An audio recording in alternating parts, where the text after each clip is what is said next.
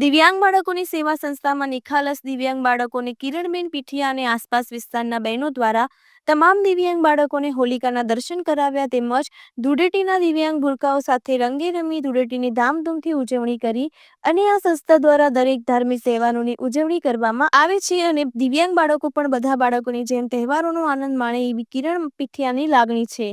ઉપલેટાની દિવ્યાંગ સંસ્થામાં અનેક પ્રોગ્રામ ઉજવવામાં આવે છે।